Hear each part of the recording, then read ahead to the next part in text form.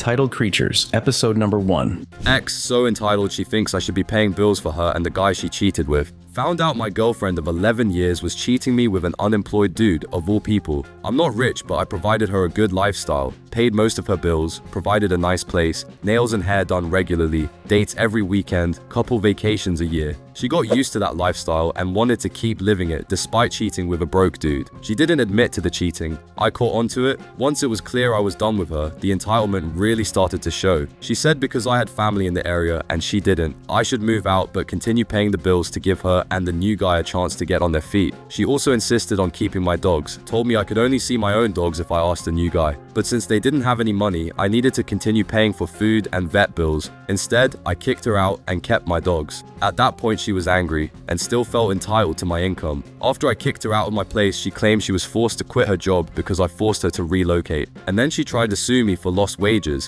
which didn't work out in her favor. You'd think she'd stop at this point, but she didn't. She contacted my work and threatened to sue them, stating, "Your employees' actions cost me everything," and tried to insist they settle outside of court with her for $100,000. She didn't make that much money. Instead, my work filed harassment charges against her. You'd think she'd stop at that point, but she didn't. She started messaging every family member of mine that she could find, told them I cost her everything out of spite just because she moved on with someone else, and that the least they could do is send her money to help her get a place and pay rent. When that didn't work, she went online and begged for people to send money to her Cash App to help her with a place to live, and claimed it was a domestic violence situation. I don't understand how she doesn't understand that any financial support I gave her would end if she cheated on me. We weren't married, we don't have kids. I've supported her for years. I owe her nothing. I really don't owe it to her to help her and her new relationship get on their feet and establish themselves, which seems to come as a shock to her.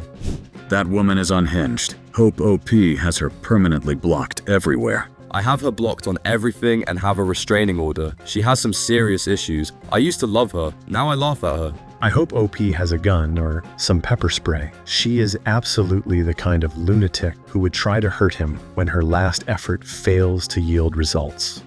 Our neighbors have been having pool parties at our pool while we are not home for years. Update. I posted an update, but I don't know how to link it, so please click on my profile. A few years ago, my husband and I purchased a house with a pool. Now, we are acquainted with most of our neighbors, but definitely not close friends with any of them. They all seem nice, but, well, just don't have much in common other where we live. Next door to the right is a family of 6. Twin daughters attending the local university, high school-age son, and a young elementary school-age daughter, maybe 1st or 2nd grade, and the parents. Now, normally, we open the pool in early May and keep it open until the end of October. But this year, our weather was off, and we had a very cool and very wet month of May, and then June went straight to 100+ temperatures. I am currently on a medication that makes it difficult for me to tolerate being in the sun and heat for an extended time. Plus, we have been helping 2 extended family members who are having health issues. So because of this, we haven't had our pool opened yet this year. Normally, we go to the family lake house for a week during each of the 3 major holidays, but we didn't go for Memorial Day because there was flooding around the lake this year,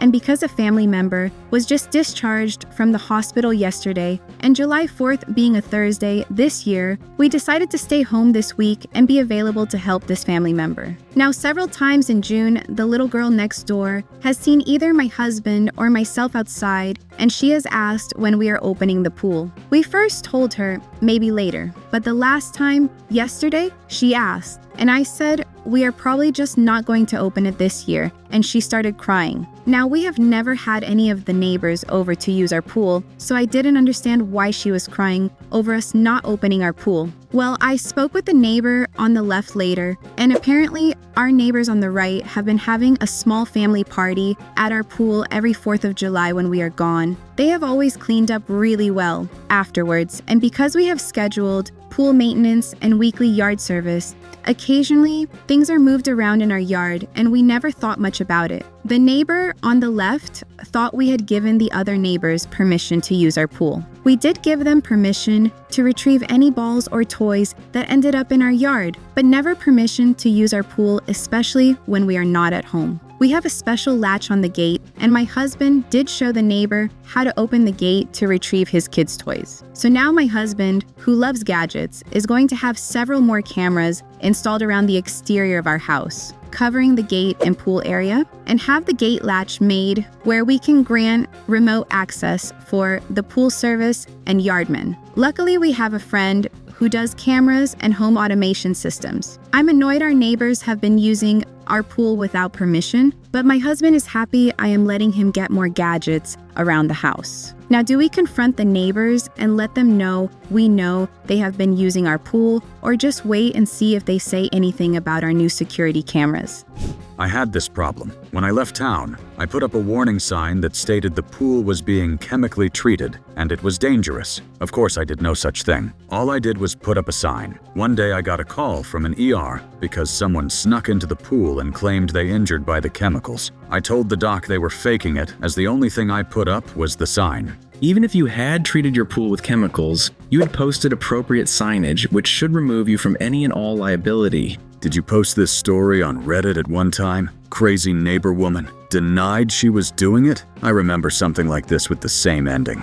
He tried to take my airline seat and lost. I was traveling to Las Vegas to meet up with some friends and pre-booked my seat. With this airline, they charge extra for certain seats. I chose a window seat with extra legroom due to my disability, which cost me an additional $45. When boarding, there was a man in my seat with another in the aisle seat. The middle was open. I checked my seat number and then politely told the man he was in my seat and asked for him to move. I am a petite female, and both men were about 6 feet tall and over 200 lbs. When both opened their mouths, it definitely appeared like they both were used to using their size to get their way. The man in the aisle immediately told me that the man at the window didn't have to move and I could sit in the middle. After all, he said, I shouldn't make a scene about it. That really pissed me off. I didn't raise my voice and was very polite. I said I wasn't making a scene but was asking nicely for the seat I paid for. That's when he stood up and attempted to physically intimidate me. But here is the thing, I worked in frontline healthcare. I am used to men attempting to use their size and mouth to intimidate, and this behavior does not work with me. So,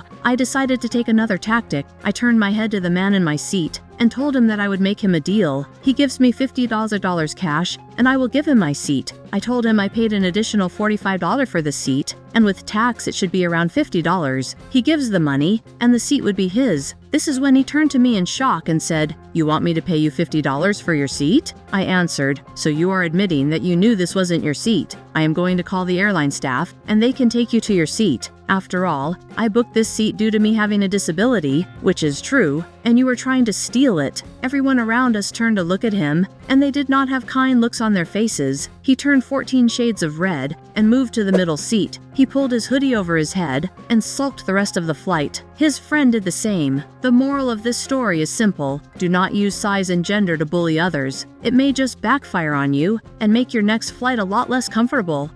I had a situation on an airplane that charged extra to book certain seats. My sister and I were traveling with our young granddaughters and booked window and middle seats in the same row so that both girls could have window seats, but we would still be close together. We were all seated when a man and his son, who looked to be late teens to early 20s, told my sister to move so that his son could have the window seat. My sister said that she had paid extra so her granddaughter could sit by the window. The man became enraged, demanding that my niece move so that his grown son could sit there. I asked the flight attendant if there were 2 seats together with a window seat since the flight wasn't full. The row directly in front of them was open, and she offered to seat them there. Easy peasy? No, of course not. His son finally just sat down in the aisle seat next to my sister. Lucky me, his extremely hostile father sat next to me. He began to loudly complain about that woman. I explained that she was my sister, that it was my niece's first flight, and that we had indeed paid extra for the seats. He grumbled for 4 hours straight. My sister,